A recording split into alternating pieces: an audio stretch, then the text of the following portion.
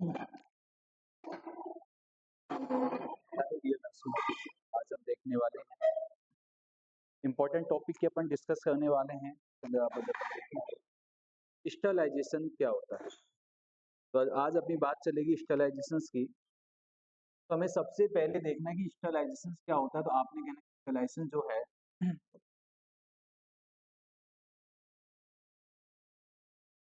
Sterilization, तो आपने कहना it is the process, it is the process killing of, it is the process killing of pathogenic and it is the process killing of pathogenic and non-pathogenic.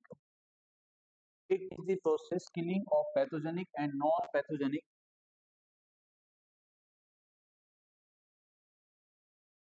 It is the process killing of pathogenic and non-pathogenic microorganisms.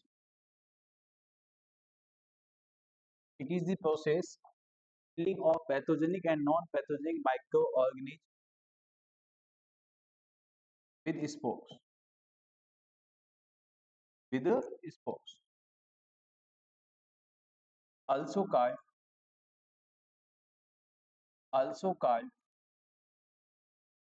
sterilization.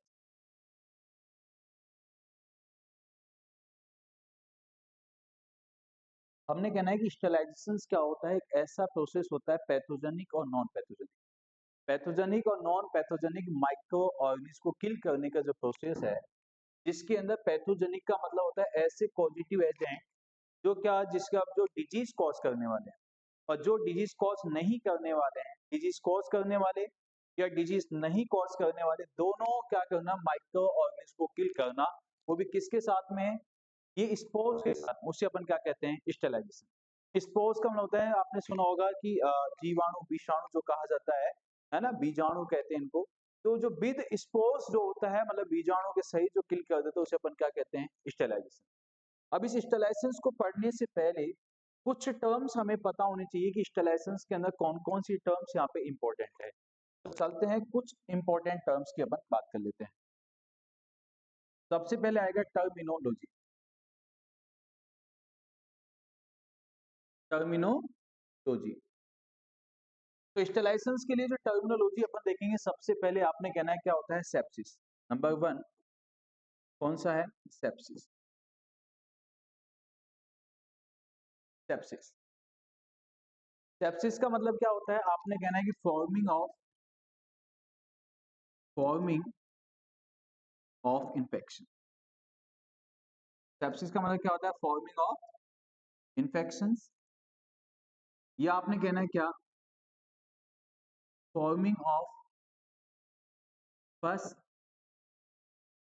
या forming of germ cell, forming of germ cell. Infection, sepsis का मतलब क्या होता है, infection, किसी भी type के infection का होना, या किसी भी टाइप के पस फॉर्मेशन का होना, या आपने कहना है कि फॉर्मिंग ऑफ जर्म सेल का बनना, ये सब क्या कहलाता है, सेप्सिस। क्या कहलाता है, सेप्सिस।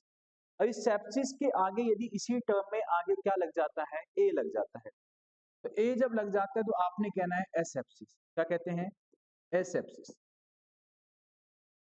और एसेप्सिस का मतलब क्या होता है, ए का मतलब होता है एब्सेंस। ए का मतलब क्या होता है, एब्सेंस। तो आपने कहना है कि एब्सेंस ऑफ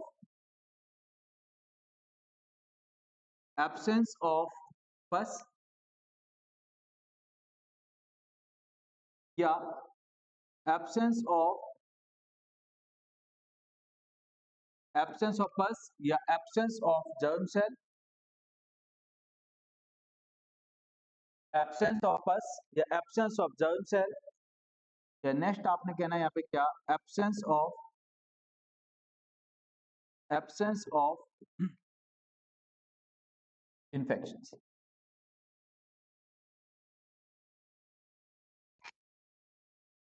एसेप्सिस, एसेप्सिस का मतलब अपन क्या कहेंगे, मतलब कि इन्फेक्शंस का, जर्म सेल का या किसी भी टाइप के फर्स्ट फॉर्मेशन में क्या हो जाना, एब्सेंस हो जाना, इसे अपन एसेप्सिस कहते हैं। लेकिन इन्फेक्शन का होना क्या कहलाता है, यहाँ पे सेप्सिस कहलाता है। अब सेकंड यहाँ पे क्वेश्चन ये बनता है कि सर हमें ये बता दीजिए कि यहाँ पे एसेप्सिस का मतलब क्या होता है, एसेप्सिस कितने टाइप का होता है। तो आपने कहना है कि एसेप्सिस जो टेक्निक होती है दो टाइप की होती है। एसेप्सिस जो टेक्निक होती है कितने टाइप की होती है, दो। तो आपको कहना है कि एसेप्सिस की टेक्निक के जो टाइप है वो कितने हैं, दो टाइप है। कौन सा, इसमें दो टाइप की होती है, एक होती है मेडिकल एसेप्सिस, मेडिकल एसेप्सिस, और सेकंड कौन सी होती है, सर्जिकल एसेप्सिस। मेडिकल एसेप्सिस और surgical asepsis, medical asepsis and surgical asepsis. Medical asepsis का मतलब क्या है, तो आपने कहना है कि मेडिकल एसेप्सिस जो होती है इसे जाना जाता है किस नाम से, तो मेडिकल एसेप्सिस को ही जानते हैं known as, medical asepsis known as, इसे जाना जाता है मेडिकल हैंड वॉशिंग के नाम से जानते हैं। मेडिकल एसेप्सिस को किस नाम से जानते हैं, मेडिकल हैंड वॉशिंग के नाम से जानते हैं। जबकि सर्जिकल एसेप्सिस को किस नाम से जानते हैं, आपने कहना है नॉन एज, इसे जाना जाता है किस नाम से, सर्जिकल हैंड वॉशिंग के नाम से जानते हैं, सर्जिकल हैंड वॉशिंग के नाम से जानते हैं। मेडिकल हैंड वॉशिंग या सर्जिकल हैंड वॉशिंग, मतलब कि एसेप्सिस के अंदर जो देखा जाता है वो किसको देखते हैं अपन यहाँ पे, सिर्फ यहाँ पे देखा जाता है किसको, हैंड वॉशिंग टेक्निक को देखते हैं। और हैंड वॉशिंग जो टेक्निक होती है दो टाइप की होती है, एक तो होती है मेडिकल हैंड वॉशिंग, एक कौन सी होती है, सर्जिकल हैंड वॉशिंग। अब इसे मेडिकल हैंड या पे सर्जिकल हैंड वॉशिंग को ही तीसरा नाम जो है, यहाँ से कई बार नॉलेज सीधा क्वेश्चन आता है कि सर्जिकल हैंड वॉशिंग को किस नाम से जाना जाता है, तो आपने कहना है कि सर इसे जाना जाता है स्टेराइल टेक्निक के नाम से जानते हैं। किस नाम जानते हैं, स्टेराइल टेक्निक के नाम से जानते हैं। किस नाम से जानते हैं, स्टेराइल टेक्निक के नाम से जाना जाता है। अब यहाँ पे मेडिकल और सर्जिकल, अब क्वेश्चन आपका ये बनेगा कि सर मेडिकल हैंड वॉशिंग और सर्जिकल हैंड वॉशिंग का इंडिकेशन क्या क्या है, मतलब कि मेडिकल हैंड वॉशिंग का यूज कहाँ होता है, सर्जिकल हैंड वॉशिंग का यूज कहाँ होता है। तो अब चलते हैं यहाँ पे इंडिकेशन। तो मेडिकल हैंड वॉशिंग का जो यहाँ पे इंडिकेशन है, आपने देखा होगा before taking vital sign, before taking vital sign, vital sign लेने से पहले। सेकंड होता है यहाँ पे कौन सा, after taking, before taking vital sign या before physical examination, before physical examination, before taking vital sign या बिफोर फिजिकल एग्जामिनेशन। अब सेकंड आपसे क्वेश्चन पूछा जाएगा कि सर ये बता दीजिए कि सर्जिकल एसेप्सिस या सर्जिकल हैंड वॉशिंग, या क्वेश्चन पूछा जाएगा कि स्टेराइल टेक्निक का यूज कहाँ होता है, तो अब आपने कहना है इंडिकेशन। इसका यूज जो होता है, तो इंडिकेशन में नंबर वन आपने कहना है किसी भी सर्जिकल प्रोसीजर से पहले, क्योंकि डॉक्टर सर्जन जो यूज करते हैं किसका करते हैं, सर्जिकल हैंड वॉशिंग, हम लोग किसका यूज करते हैं, मेडिकल हैंड वॉशिंग का। तो यहाँ पे इंडिकेशन कहेगा, सबसे पहले इंडिकेशंस कहेगा किसको, तो before, before any, before any surgical procedure, before any surgical procedure. Second आपने कहना है कि ये किसके लिए यूज होता है, आपने कहना है बिफोर एनी सर्जिकल प्रोसीजर या बिफोर, ये क्वेश्चंस आपका वुंड ड्रेसिंग का अब तक 2 से 3 बार आ चुका है। तो क्वेश्चन पूछा जाता है which technique data use for the wound dressing के लिए कौन सी टेक्निक का यूज करते हैं? आपने क्या बोलना है? स्टाइल टेक्निक का यूज करते हैं। नॉर्थ 2021 का क्वेश्चन है। इसके बाद में क्वेश्चन कहेगा before touching newborn baby, before touching newborn baby, newborn baby को टच करने से पहले कौन सी हैंड वॉशिंग की जाती है? तो आपने क्या कहना है? सर्जिकल हैंड वॉशिंग की जाती है। और यहाँ पे बिफोर रिमूव स्टिचिंग, स्टिचिंग जो लगी होती है सूचर को निकालने से पहले, बिफोर स्टिचिंग, स्टिचिंग को निकालने से पहले, सूचर को निकालने से पहले कौन सी हैंड वॉशिंग होती है? तब भी आपने क्या कहना है? सर्जिकल हैंड वॉशिंग होती है।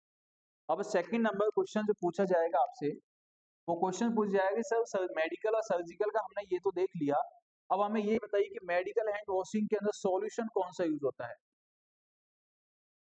सॉल्यूशन, इधर भी क्या आएगा? सॉल्यूशन।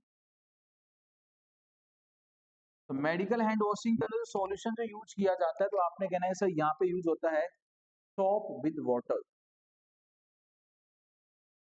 सोप विद वाटर, मतलब पानी के साथ में हाथ धो सकते हैं, तो यहाँ पे क्या कहेंगे? सोप विद वाटर का यूज किया जाता है। जबकि सॉल्यूशंस इसमें जब देखा जाएगा, तो आपने यहाँ पे कहना है कि यहाँ पे किसके यूज होता है? आपने कहना है कि बीटाडीन का यूज होता है। किसके यूज होता है? बीटाडीन। और बीटाडीन कितना? 7.5 से लेकर 10% पोविडो आयोडीन, पोविडो आयोडीन। अब सर आपने बोला है कि सोप विद वाटर का यूज किया जाता है कि मेडिकल एसेप्सिस के अंदर, और मेडिकल एसेप्सिस के अंदर जो है किसकी यूज होता है? सोप विद वाटर का। तो हमें ये बताइए जब लिक्विड सोप जब होता है, अब ये तो सॉलिड सोप तो कोई बात नहीं, कितना ही घिस लो, लेकिन जब लिक्विड सोप है हमारे पास, अब कितना ml लिया जाता है? आपने कहना है यदि लिक्विड सोप है, लिक्विड सोप तो यूज किया जाता है कितना? 3 ml यूज किया जाता है। लिक्विड सोप को कितना ml? 3 ml यूज किया जाता है लिक्विड सोप। अब यहाँ पे क्वेश्चन आएगा नेक्स्ट कि सर अब हमें ये बताइए इसमें डायरेक्शन क्या होती है? तो मेडिकल हैंड वॉशिंग के करने की जो डायरेक्शन होती है कौन सी होती है? Point number 3, direction.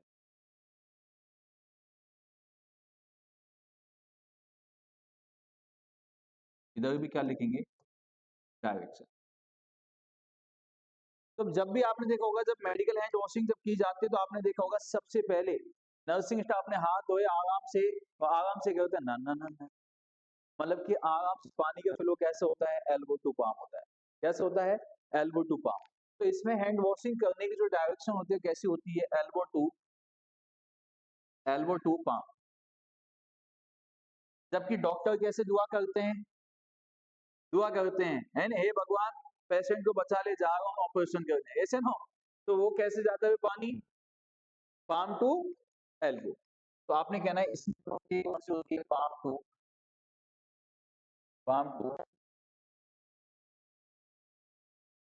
कौन सी होती है? Palm to elbow. नेक्स्ट, अब यहाँ पे आपने कहना है स्टेप, किसमें जाना है? Step, step.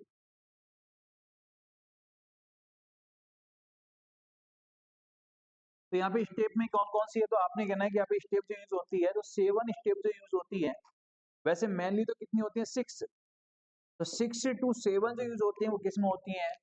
Medical hand washing के अंदर। जबकि 8 से 9 स्टेप किसमें यूज होती है? यहाँ पे किसमें होती है? Surgical hand washing. अब यदि आपको सीधा पूछा जाए according to WHO how many step of the hand washing, भाई अपन नर्सिंग की फील्ड का क्वेश्चन देंगे तो वहां पे एग्जाम में क्या आंसर देना है? नर्सिंग की फील्ड का आंसर देना है। तो सीधा सा क्वेश्चन आया कि according to WHO step of hand washing, hand washing की WHO के अकॉर्डिंग कितनी स्टेप होती है? तो किसको पहली प्रायोरिटी देनी है? 6। क्योंकि एक तो जो होती है वेट हैंड, हाथों को गीला करने वाली होती है, उसको इंक्लूड नहीं करते हैं। ऐसे इधर भी कौन सी प्रायोरिटी देने? पहले 8 to 9, मतलब कि पहले किसको देंगे? 8 को। अब सेकंड नंबर क्वेश्चन आएगा आपका, वो पूछा जाएगा ड्यूरेशन से। कि सर समय, अब बेटा ये जो समय वाला क्वेश्चन है कई बार एग्जाम में रिपीट हुआ है, तो आपसे क्वेश्चन पूछ जाएगा at least duration of the hand washing, at least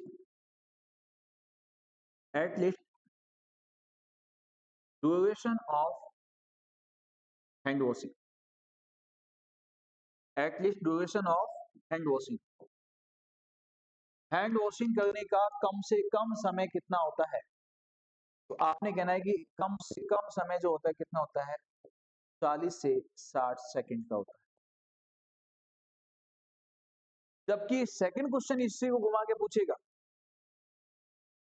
at least duration of at least duration of at least duration of routine medical hand washing, routine medical hand washing,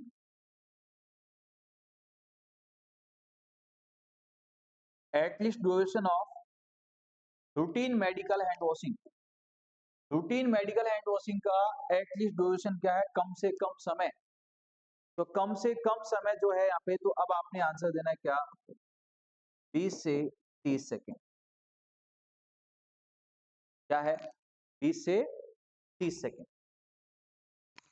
और जब आपसे क्वेश्चन पूछ जाएगा कि यहाँ पे इसका मैक्सिमम ड्यूरेशन कितना होता है, मैक्सिमम ड्यूरेशन कितना होता है, तो आपने आंसर देना है क्या, 2 से 3 मिनट का होता है। जबकि इसी क्वेश्चन को यदि ड्यूरेशन के इसी क्वेश्चन को यदि अपन आगे चलें,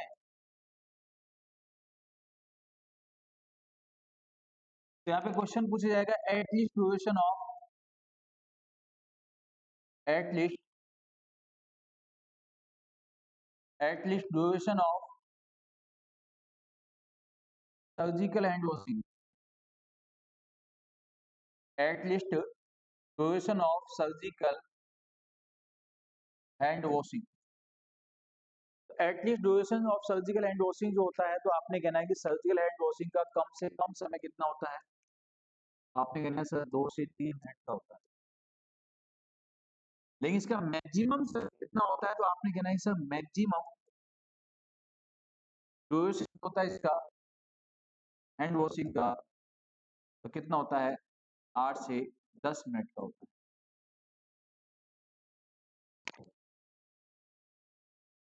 8 से 10 मिनट का होता है। सर्जिकल हैंड वॉशिंग को 100% स्टेराइल टेक्निक माना जाता है, जबकि मेडिकल हैंड वॉशिंग को इंक्लूड किया जाता है कंटामिनेशन के अंदर, इंक्लूड किया जाता है इसमें, कंटामिनेशन के अंदर इंक्लूड किया जाता है। तो आपने कहना है कि सर अब यहाँ से क्वेश्चंस बनेगा आपका इंपॉर्टेंट, और इंपॉर्टेंट क्वेश्चंस क्या बनेगा, वो यहाँ से ये बनेगा, note number first, medical hand washing and surgical hand washing that are differentiate on the basis of, कि medical hand washing and surgical hand washing को किस आधार पे डिफरेंशिएट किया जाता है। तो आपने कहना है क्वेश्चंस बनेगा क्या, medical hand washing and medical hand washing and surgical hand washing, medical hand washing and surgical hand washing that are differentiate, medical hand washing and surgical hand washing that are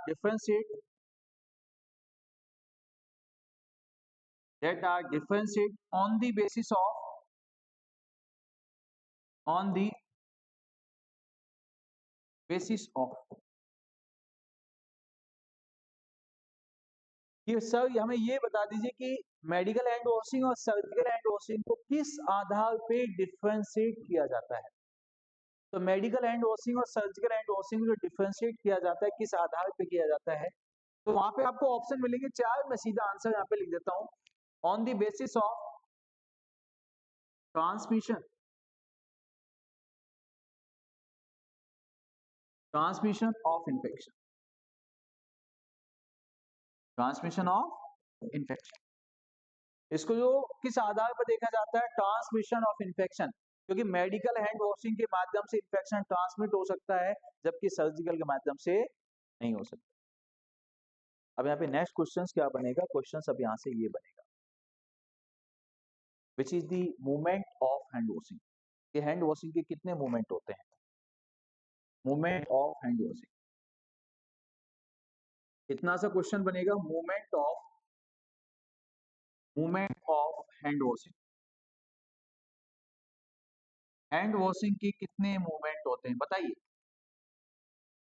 movement of hand washing. अब आपको मैं बता देता हूँ, ये जो question है लगातार 3 बार एम्स में आया हुआ, नॉसेट 4 आई थिंक नॉसेट 5 में भी था, उससे कंटिन्यू चला हुआ क्वेश्चन इतना सा आता है, which is the movement of hand washing except. तो हैंड वॉशिंग की कितने मूवमेंट होते हैं, सबसे पहले तो हमें ये पता होना चाहिए, कितने मूवमेंट होते हैं, 5 मूवमेंट होते हैं। कितने मूवमेंट होते हैं हैंड वॉशिंग के, 5। हम कभी कभी स्टेप को ही मूवमेंट समझ लेते हैं। सबसे बड़ी दिक्कत ये है कि आपने सच है आपने जो स्टेप बताई, तो हम कभी कभी स्टेप्स को ही समझ लेते, स्टेप नहीं है, मूवमेंट जो होते हैं सबसे पहले कितने मूवमेंट होते हैं, 5। कौन कौन से होते हैं, तो अब आ जाइए, movement of hand washing number 1 कौन सा है, number 1 yes, second pressure, next अब अब बिल्कुल ही विद्वान बच्चे हैं नहीं? अरे भाई मूवमेंट में ये नहीं आता, वो तो स्टेप है, palm to palm, elbow to palm, है ना, इसे जो चलते हैं पाम, है ना, फिंगर, इंटरलॉकिंग फिंगर, ये मूवमेंट नहीं है। मूवमेंट जो होते हैं 5 होते हैं। सबसे पहले before touching patient and after touching patient. Before touching patient पहला कौन सा होता है, before touching, before touching patient. Second होता है after touching patient, after after touching patient, before touching patient, after touching patient. Next होता है before any surgical procedure, after any surgical procedure, before any surgical procedure, before any surgical procedure. एक होता है after any surgical procedure लिख दीजिए, सीधा procedure भी लिख सकते हो, सर्जिकल प्रोसीजर, बात एक ही है। और एक होता है after touching, after touching patient surrounding, after touching patient surrounding.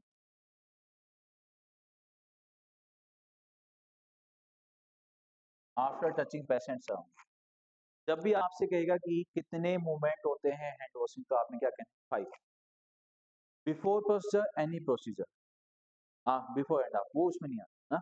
Before जब कोई भी सर्जिकल प्रोसीजर करे तो बॉडी फ्लूइड एक्सपोज होगा, है ना, तो उसको लिखने का ऑप्शन बिफोर प्रोसीजर और after procedure, before touching patient, after touching patient, और before touching patient surrounding.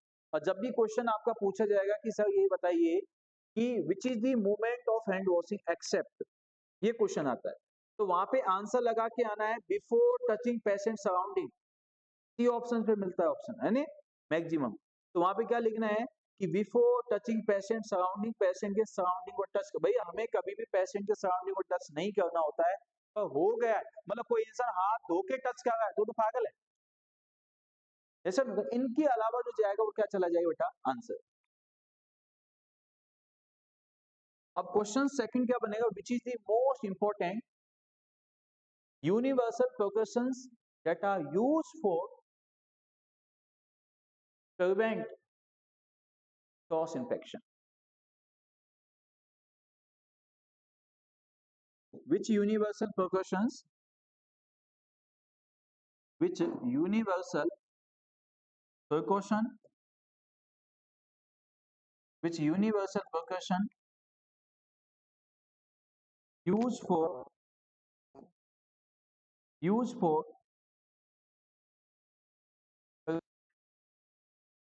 which universal percussion used for prevent cross infection. कौन सा यूनिवर्सल परकशन होता है जो यूज किया जाता है क्रॉस इन्फेक्शन को प्रिवेंट करने के लिए? तो क्रॉस इन्फेक्शन से प्रिवेंट करने के लिए कौन सा यूनिवर्सल परकशन यूज होता है? आपके ऑप्शंस कहता है यहाँ पे number 1 antiseptic solutions, B option आएगा यहाँ पे हैंड वॉशिंग,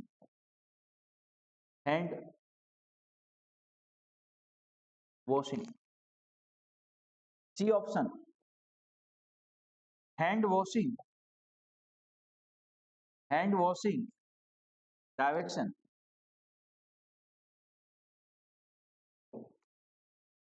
और डी हैंड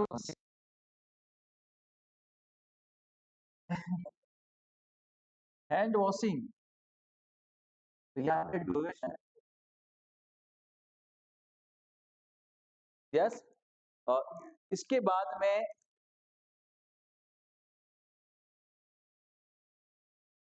ई ऑप्शन है इसका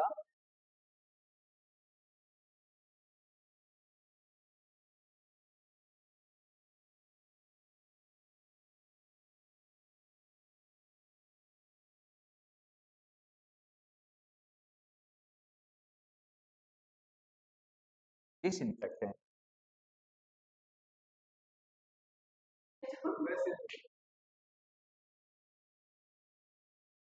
विच is the right answer? B answer. तो ऐसा जब भी क्वेश्चन आएगा तो यहाँ पे आंसर आपका क्या जाए। देखो इसके अलावा दूसरा क्वेश्चन और देखो, एक और क्वेश्चन देखो पहले इसके साथ, फिर दोनों के एक साथ बताएंगे। Which is most important step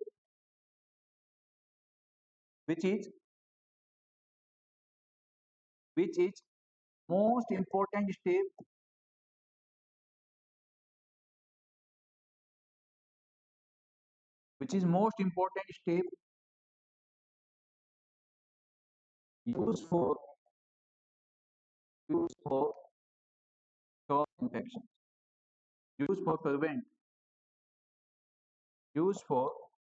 prevent cross infection।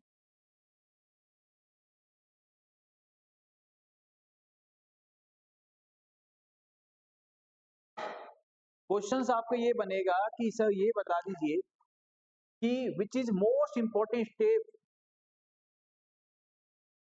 Of hand washing, ऐसे लिख दो। चलो आपके सुटेबल हो जाएगा ऑफ हैंड वॉशिंग। वैसे इसको मैंने लिखना था which is most important step of universal precautions, लेकिन हैंड वॉशिंग लिख दो, आपके लिए आसान हो जाएगा। Which is most important step of hand washing use for prevent cross infection. Cross infection से बचाने के लिए हैंड वॉशिंग की कौन सी स्टेप सबसे ज्यादा इंपॉर्टेंट होती है? तो ए ऑप्शन यहाँ पे आपने लिखना है हैंड वॉशिंग,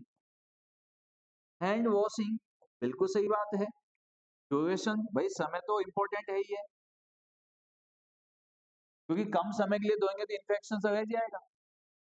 भाई जितना कम से कम समय वो तो यूज करना ही करना है। बी ऑप्शन कहता है हैंड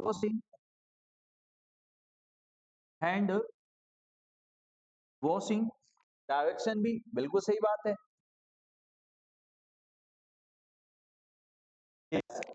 और बिना एंटीसेप्टिक सॉल्यूशंस के तो कैसे काम हो सकता है? एंटीसेप्टिक सॉल्यूशन, और डी ऑप्शन भाई हाथ धोते समय कम से कम ऐसे हाथों को मस लेंगे तो बढ़िया रहेगा, है नहीं है? तो क्या कहते हैं हैंड वॉशिंग फ्रिक्शन, ऐसा क्वेश्चंस आपके सामने दो क्वेश्चन बन जाते हैं और क्वेश्चन आंसर पूछता है कि which is the right answer. हमें एग्जाम में सभी क्वेश्चन ऐसे लगते हैं सभी ऑप्शन सही है और पहले क्वेश्चंस का ऑप्शन तो बिल्कुल सही है, आपका हैंड वॉशिंग ही था। और मैंने आपको सेकंड वाले में बोला है कि कौन सी स्टेप सबसे ज्यादा क्या होती है, इंपॉर्टेंट होती है। तो कौन सी स्टेप इंपॉर्टेंट होती है यहाँ पे? भाई बिना समय के हिसाब से काम नहीं चलेगा। समय यदि रख दिया है तो डायरेक्शन में भी इंपॉर्टेंट है, फ्रिक्शन भी इंपॉर्टेंट है, और बिना एंटीसेप्टिक सॉल्यूशन से इनको होने वाला नहीं है। तो बताइए विच इज द राइट आंसर? ये लो, अगर कम से कम आंसर दो तो ऐसा तो दो जो, कौन सा? Yes, antiseptic solution. बिल्कुल ही गलत हो गया। देखिए बेटा, जब भी हैंड वॉशिंग किया जाता है तो अपन क्या करते हैं, जब हाथों को मसलते हैं और यहाँ पे जब हैंड वॉशिंग रब किया जाता है दोनों हाथों को, तो क्या हो जाता है, यहाँ पे हीट प्रोड्यूस होती है।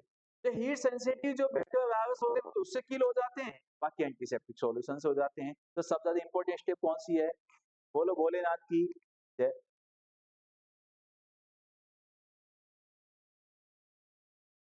कंप्लीट।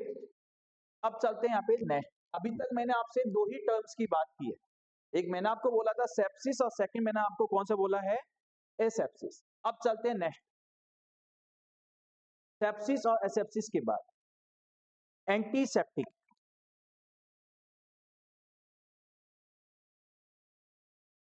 तीसरी टर्म कौन सी बेटे यहाँ पे, एंटीसेप्टिक। एंटीसेप्टिक क्या होता है? तो आपने कहना है सर एंटीसेप्टिक क्या होता है? Any chemical agent that are used for inhibit the growth and inhibit the growth and multiplications of the microorganism and kill him। ऐसा एंटीसेप्टिक सॉल्यूशन जो यूज किया जाता है किसी भी माइक्रो ऑर्गेनिज्म के ग्रोथ को कम करने के लिए या उसको किल करने के लिए, तो उसे अपन क्या कहते हैं, यहाँ पे क्या कहते हैं, एंटीसेप्टिक। तो आ जाइए, any chemical substance, any chemical substance that are used for any chemical substance that are used for inhibit any chemical substance that are used for inhibit the growth of inhibit the growth of inhibit the growth and multiplication, ऐसे लिख, inhibit the growth and multiplications of inhibit the growth and multiplications of microorganisms and kill him and kill him। But जिस भी शब्द के पीछे but लग जाता है, इंतु किंतु परंतु, वो सस्पेंस पैदा करता है। अपन कभी कभी बातें करते हैं ना, मैं ये कह रहा था लेकिन, अब वो जब तक वो लेकिन का जवाब नहीं आता है ना, दिमाग में टेंशन नहीं रहती है ना, इसलिए डोंट टेक सस्पेंसिव। तो यहाँ पे क्या कहा, लेकिन बट मैंने आपको बोला है कोई भी केमिकल सब्सटेंस जो यूज किए जाते हैं इनहिबिट करने के लिए, माइक्रोऑर्गेनिज्म की ग्रोथ को मल्टीप्लिकेशन कम करने के लिए, अपन क्या कहते हैं, जो किल कर देता है माइक्रोऑर्गेनिज्म, इनहिबिट करने के साथ साथ किल करता है। लेकिन it is not necessary, but it is not necessary but it is not necessary all antiseptic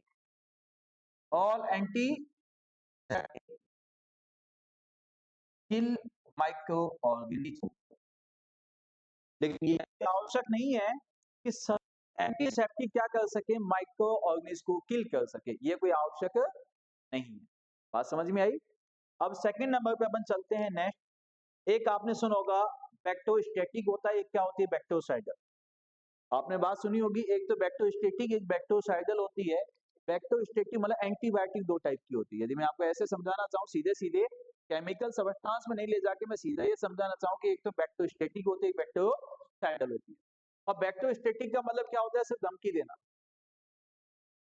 आपने देखा होगा विलन वाली मूवी देखी होगी आपने, क्यों सभी मूवियों में विलन होता है नहीं? तो वो कहता है देख मैं ये कर दूंगा, वो करता कुछ नहीं, उसे क्या कहते हैं, ओनली धमकी देना क्या कहते हैं, स्टैटिक।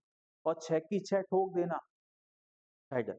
1 मिनट होगी, 6 की 6 ठोक के चला गया, तो उसे क्या कहते हैं, साइडल। तो नेक्स्ट टर्म्स अपने पास में कौन सी आती है बेटा, यहाँ पे वेक्टोस्टैटिक। वेक्टोस्टैटिक, वेक्टोस्टैटिक, वेक्टोस्टैटिक का मतलब क्या होता है, inhibit the growth and multiplications of the microorganism। किसी भी माइक्रो ऑर्गेनिज्म की ग्रोथ एंड मल्टीप्लिकेशन को क्या कर देना, इनहिबिट कर देना, उसे क्या कहते हैं, वेक्टोस्टैटिक। Inhibit the growth and inhibit the growth and multiplications of inhibit the growth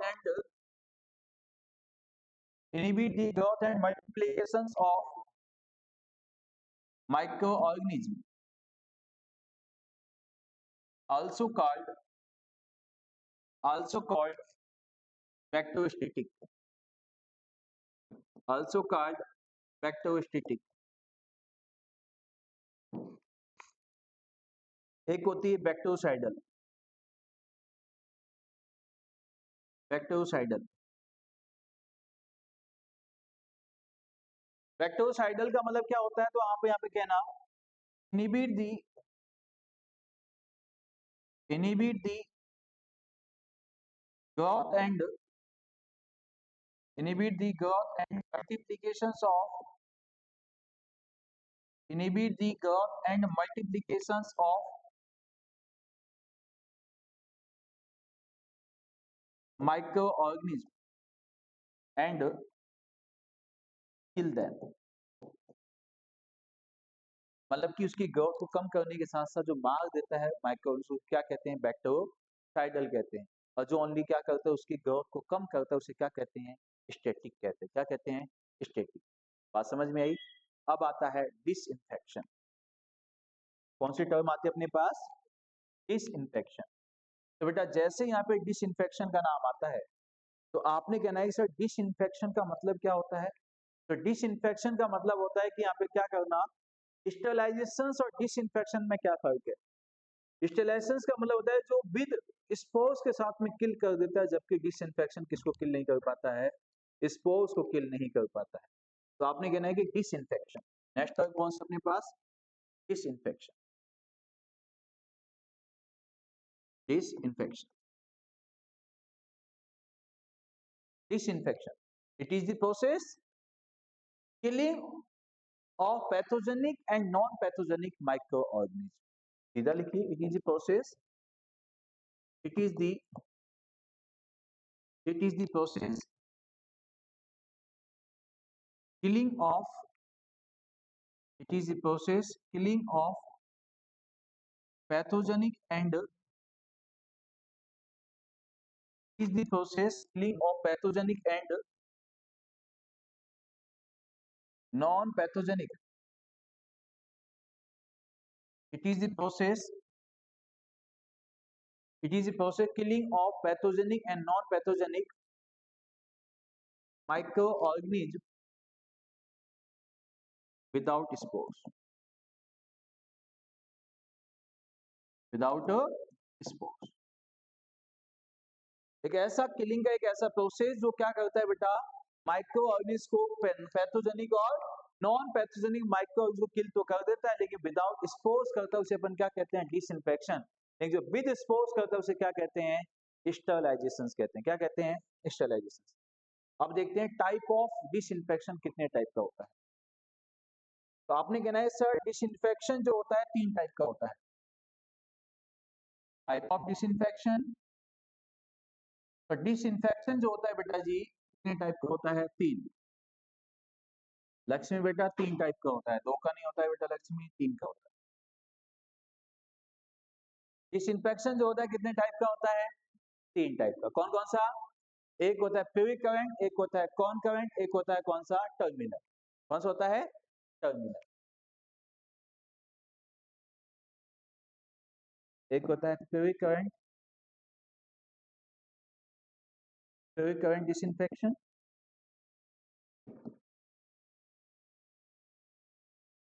second होता है कौन सा, कॉन्करेंट,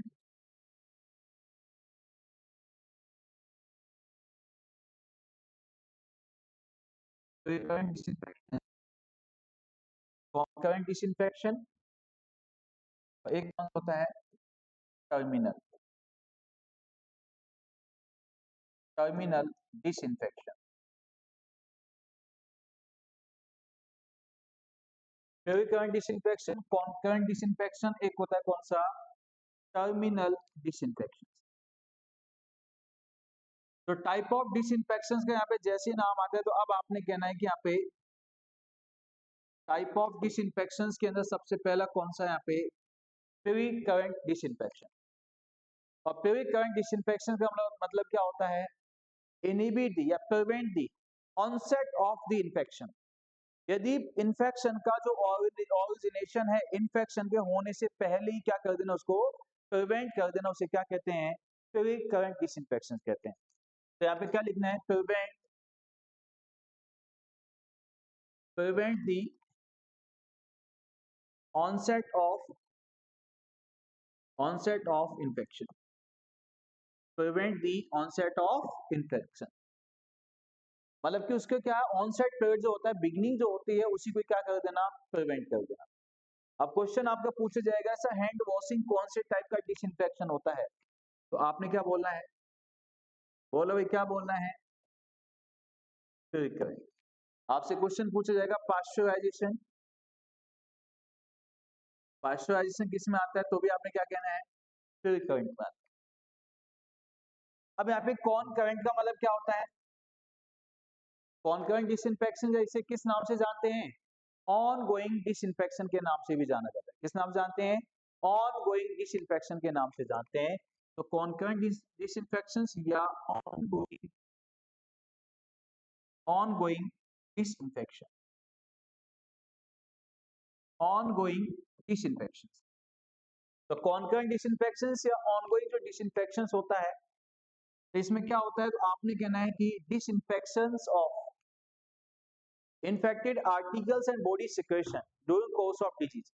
जब कोई भी पेशेंट हॉस्पिटल में एडमिट है और उस पेशेंट जब हॉस्पिटल में एडमिट, उस समय क्या करना, उसकी आंखों के सामने जो भी क्लीनिंग का प्रोसेस होता है सब के सब कौन सा होता है, concurrent, on going.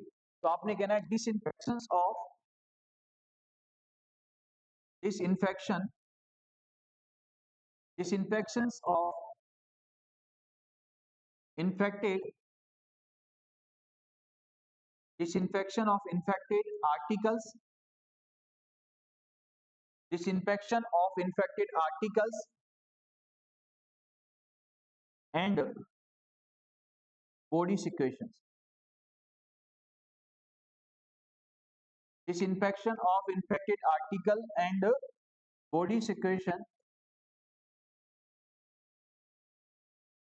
disinfection of infected articles and body secretions during course of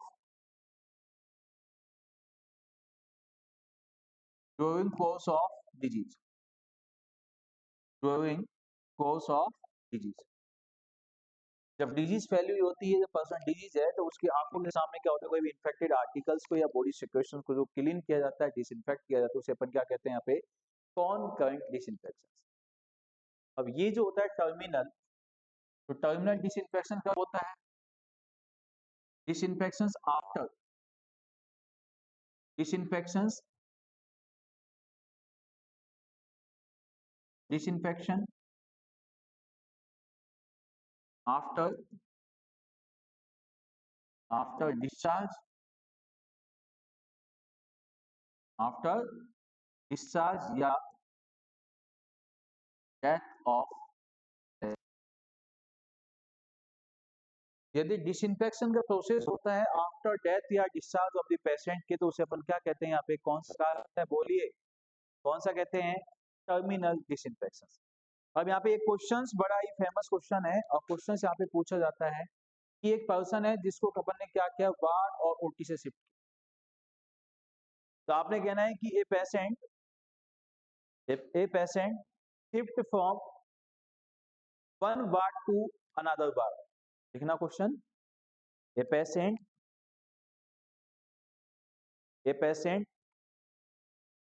A patient that are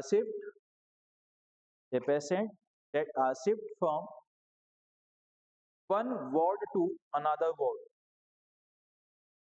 A patient that are shift one ward to another ward. Which type of disinfections use? Which type of disinfections use? तो यहाँ पे कौन से type का disinfection use किया जाएगा?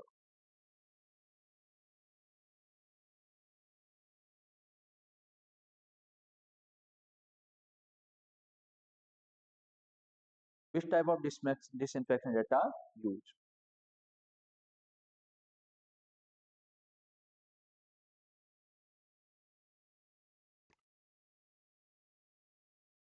बताइए।